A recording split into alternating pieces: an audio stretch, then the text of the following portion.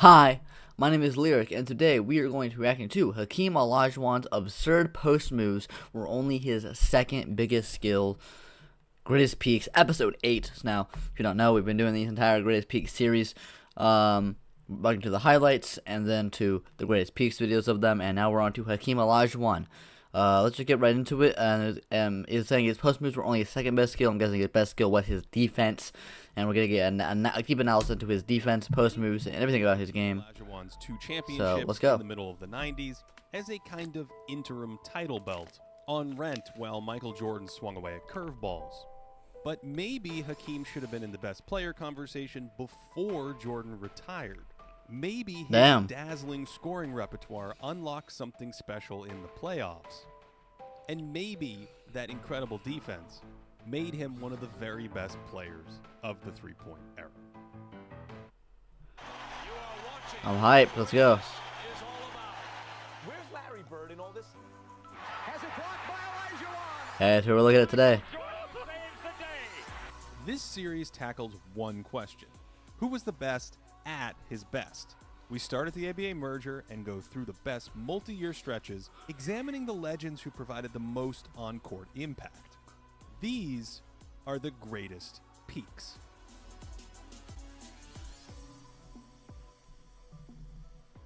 Hakeem Olajuwon, 1993 to 95. Soccer, volleyball, field hockey, high jump, more of a all-around athlete.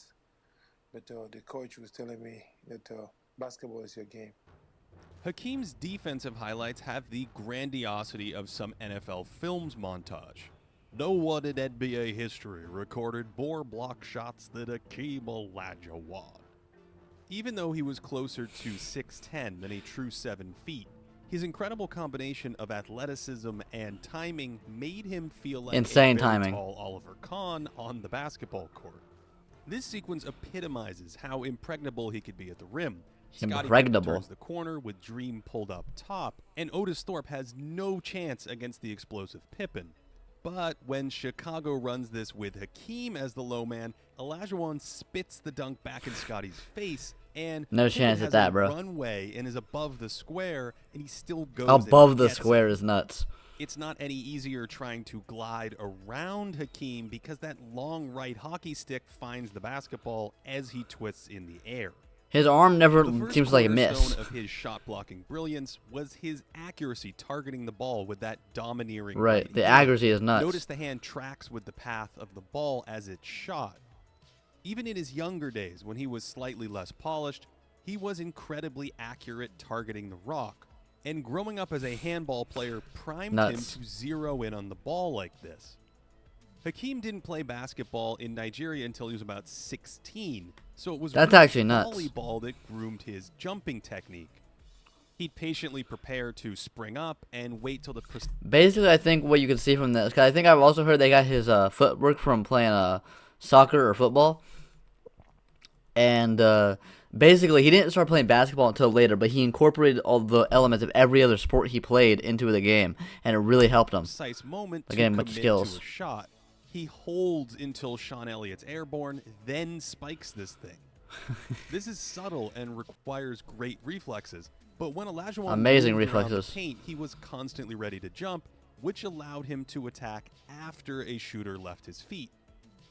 It's on display here, where he slides over to contest, but when Elliott hesitates, Hakeem shuffles his feet into a new jumping position and sends it back in his face. In your This is face! incredible skill, allowing him to slide into position for a save, yet he doesn't jump, instead controlling his body and waiting for the moment the shooter Always finally ready to gets up. jump. He probably learned That's some of actually this insane. playing his third major sport growing up. Yeah, there you go, soccer. Where, fittingly, he played goalkeeper, foreshadowing his career Makes as sense. the NBA's all-time leader in blocks. Hakeem registered at least 5 blocks in 35% of his playoff games from That's 1986 nuts. to 1994. That's and in actually those last nuts. 2 years, had 5 in nearly half of his postseason contests. That's When actually he was insane. younger, he was more of an athletic force, but God still damn. fairly raw since he picked up basketball at such a late age. And by 1990, his defensive techniques were more polished, and he still had that whirlwind athleticism. But his 1993 season blended some sage tricks with his incredible body control that was so rare in someone his size. For example, Hakeem learned to lurk closer to the ball than most big men of the illegal defense era. You see Joe Klein point here because Olajuwon should be above the foul line, but Dream was so quick to the ball he was rarely called for these violations. With David Robinson at the top of the key, Hakeem loads to the ball at the edge of the legal boundary, the bottom of the little circle, so his quick reaction time can erase a layup. This is a bit complicated because of legal This defense subtle rules. positioning was especially valuable on the weak side. He's not glued to Robinson and was always tracking the ball, ready to materialize at the rim. Poor Sean Elliott. Olajuwon's quick help was a Always going for the nightmare blocks. Opponents who were reluctant to shoot when he went into fly swatting mode with that right hand. He You can't trapped shoot at the threats rim near him, well bro. and was so quick to come into the lane and suffocate any attempt around the basket. When Hakeem went to the bench, opposing teams could finally breathe. All of a sudden, those high percentage shots around the hoop felt much easier.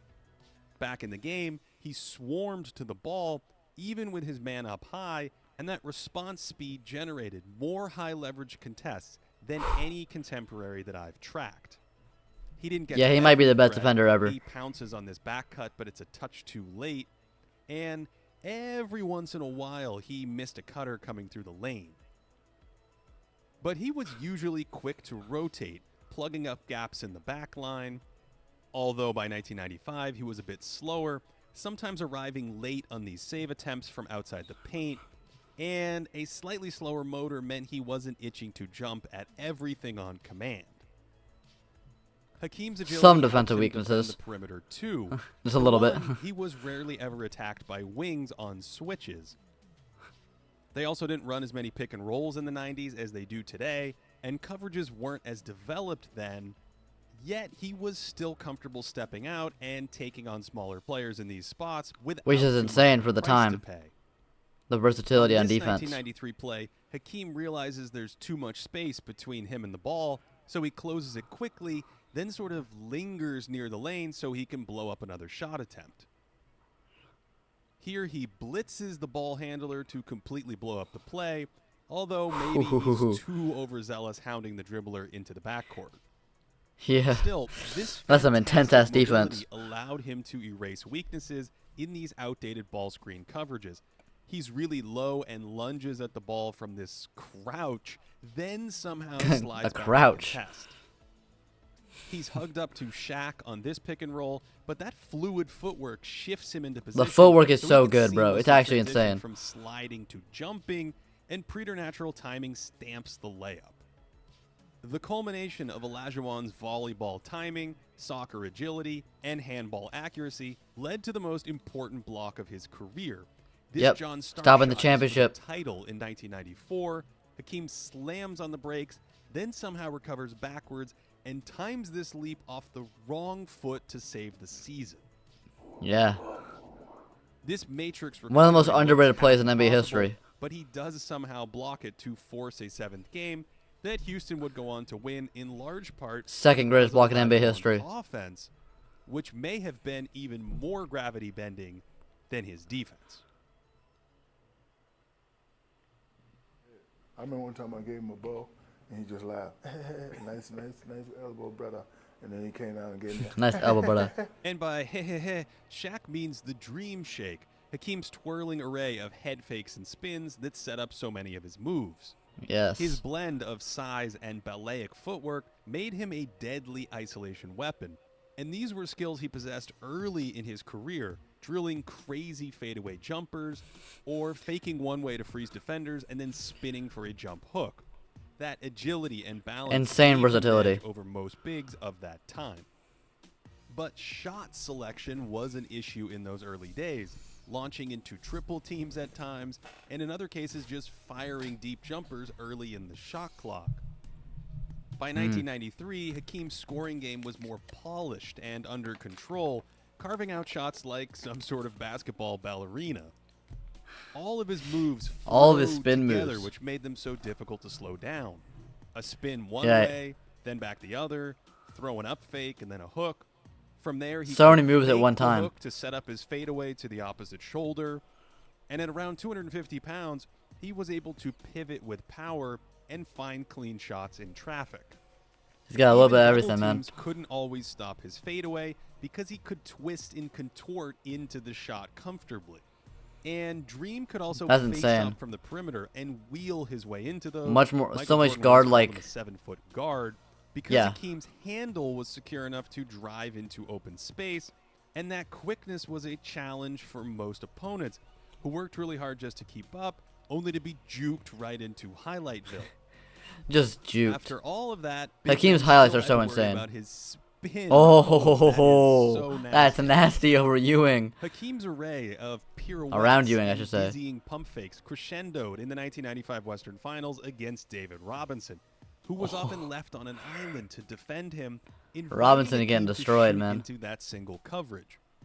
This series wasn't actually that different from Olajuwon's normal scoring these years. There were a number of those These highlights, man. fadeaways, some of which were still really difficult and didn't always go in, along with an assortment of drives, that was bad. upfakes, spins, and hook shots. A lack of double teams made life easier for Hakeem, who obviously welcomed the chance to dance with Robinson. Oh, this is the in famous clip right isolation there. game. Olajuwon is one of the few players who improved his scoring numbers in the playoffs. And from Yeah. 1993 to 95, he was just behind the all-time scoring juggernauts in volume while scoring on positive efficiency. As a primary scorer, he compared Which is insane considering he's also arguably the best defender. defender ever. However, the brilliance of Hakeem's shot making was a double-edged sword. These moves were difficult for defenses to take away without hard double teams, but they also were hard shots to make. Most players manufacture easy points against weak defenses, but are forced into harder, low-percentage shots against elite ones. But Hakeem's attempts were already difficult in the first place. He just made a bunch of them. And since he could generate these shots almost on demand, stronger defenses couldn't really take away his scoring because he was already taking those hard shots. Yeah, This his kind entire of game was rolled around resilience longer shots. So, only lasts because the entire purpose of defense is to make your opponent shoot the most difficult shot possible, the least likely to go in. But if you're just used to always, that's just your entire offense, just making those difficult shots, no matter how good or strong the defense, it's not going to stop you. meant Olajuwon's numbers weren't dented that much when he faced stiffer defenses. Compared to other players in this series, Olajuwon shows some of the smallest change among volume scorers when facing high-end defensive teams versus facing weak defensive teams. One way to limit Hakeem's scoring was by sending effective help that forced him into a pass. Damn, I got a quadruple He was team there. dangerous enough that defenses frequently doubled him, and that created plenty of outside shots for teammates. Yeah, great passer as Olajuwon well. was not a natural passer. His instinct was okay. to catch and immediately shift into a scoring move, which is why he jacked Oh, up not a so many natural wild passer, shots okay. when he was younger. In 1993, Meaning Hakeem more said likely he to shoot than finally pass. grew comfortable trusting his teammates to knock down their open shots. And Yeah, there Coach you go. Rudy Tomjanovich implemented a more Olajuwon-centric Coach Rudy Tomjanovich also, when he was a player, got nearly killed by getting punched in the face so offense much, with so hard. shooters around Hakeem in a kind of spoken wheel model. He was more patient in spots, allowing the defense to commit to a double team before making a decision, and this substantially helped his playmaking during these years by punishing defenses with some basic passing instead Ooh, of that was a nice- scoring. His was a balance nice and body pass there. control allowed him to flow from his scoring dance steps into passes if he felt too much pressure. This is a stark contrast to Robinson in the last episode, who could get locked up by hard doubles. Hakeem, Yeah. on the other hand, easily segued from a dream Great advantage shake there. to a pass. This helped replace some difficult shots with passes. He misses a teammate in close, but at least finds the open shooter.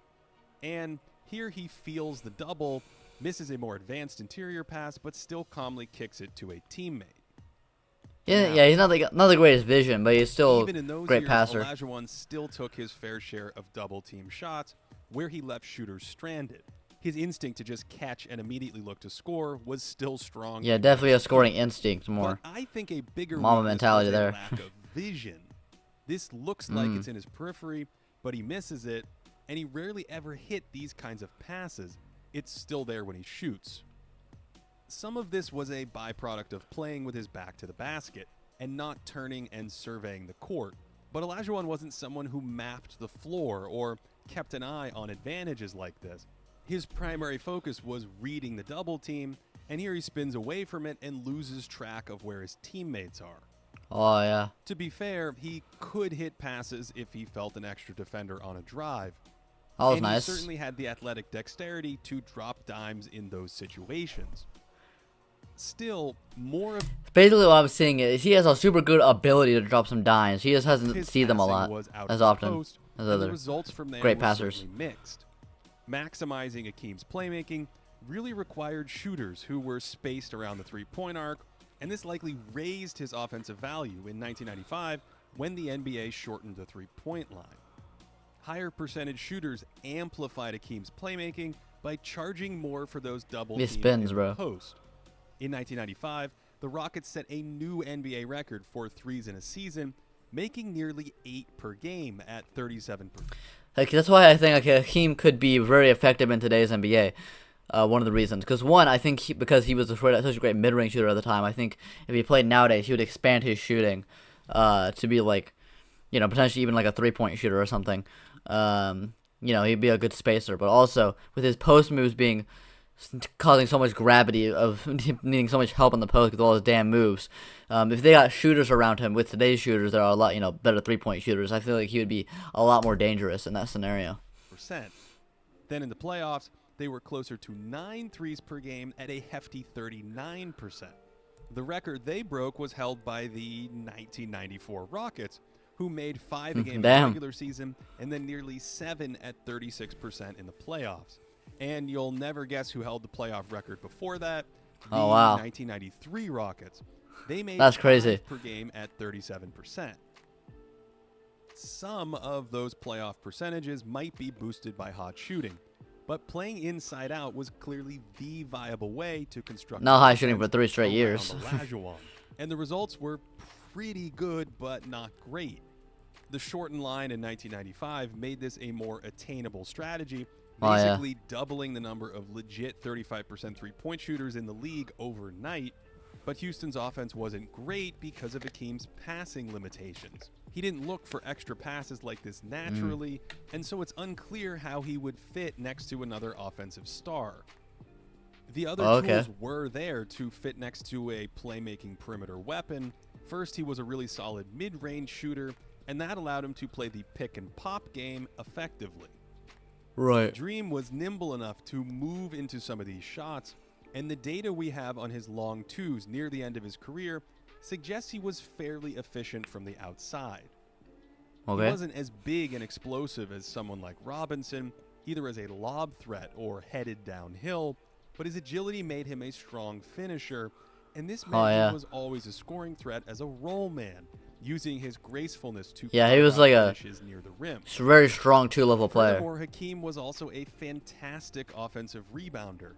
Some of this is related to his shot. Look at blocking, that. where he could Look at that move and jump. Oh my in God. one motion. The other part is that he just constantly pursued the ball on misses. And He's always going for the ball on defense or offense. and shakes, along with his physical strength, made him a pain to keep off the offensive glass. He was particularly dangerous sneaking in from the perimeter, swimming past 2 players here to steal Shaq's board. So the building blocks were certainly there for Olajuwon to play a fairly effective off-ball role. It's just a question of how many post touches and hero ball shots he was willing to forego.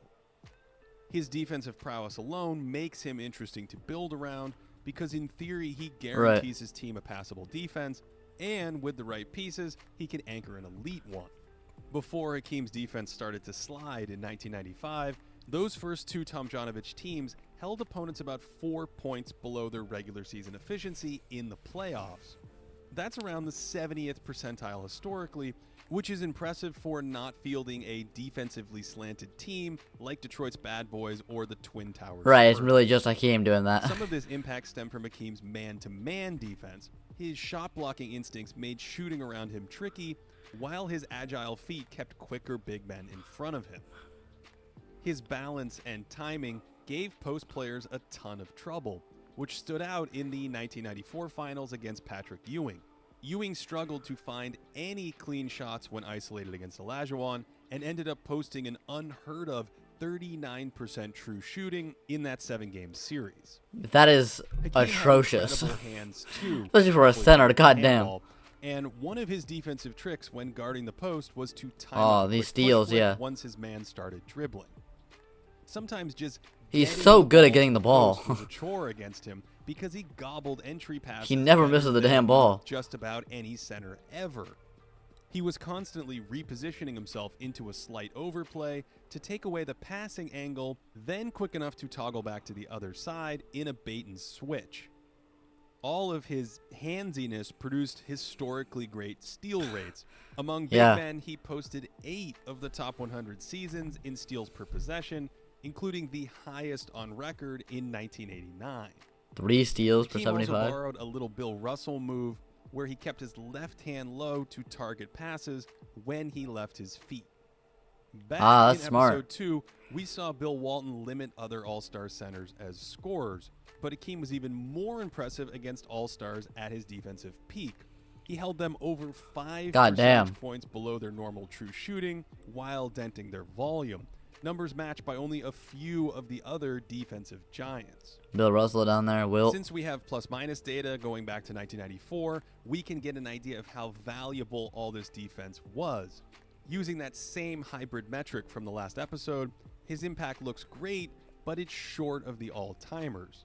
Keep in mind, though, his Well, Robinson. 1993 numbers were likely even better, and he seems to improve in the playoffs. The box score numbers Right. we do have for those postseasons view him as around a top 15 peak, and that's with limited information to capture his defensive worth.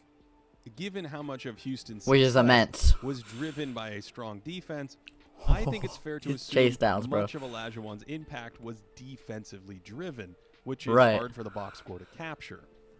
In a sense, Hakeem's isolation scoring and monster defense were functionally closer to a young Wilt Chamberlain. Players who can carry subpar offensive talent, but who might not help good offenses as much. Hakeem's three-point shooting offenses did generate better results than those early Wilt teams, but I have some doubts about how he'd scale up next to another high-end talent, given his passing limitations and shot selection. That's On the interesting. other hand, Okay. he did have the tools to add off-ball value as a rebounder and pick-and-roll partner, while providing an inside-out option for any offense. And his prodigious defensive timing, Prodigious. mobility, and aggressiveness made Offense. Elite isolation scorer. Difficult shot making is inelastic. Big words here. Subpar shot selection and vision. Solid basic playmaker with 3-point shooters. Subpar shot selection. Excellent offensive rebounding and good pick and pop skills. Defense. GOAT level rim protector. Incredible timing and agility. Challenging shots. Quick response to threats in paint. Will extend to perimeter effectively. And elite post defender, great hands on ball or denying made entries. him arguably the best defensive player of the three-point era, and at his apex, one of the very best big men of all time. All right, so that was the greatest peaks of Hakeem Olajuwon, a deep look into his skills. What did you think about this video? Do you agree or disagree with it? Do you think Hakeem Olajuwon is? Where do you think he ranks among centers all time? And I think the next one we'll be doing will be Shaq, and the Hakeem versus Shaq debate is actually really interesting. So yeah, who do you think is better, Hakeem or Shaq? Because we're going to do him next. And yeah, bye.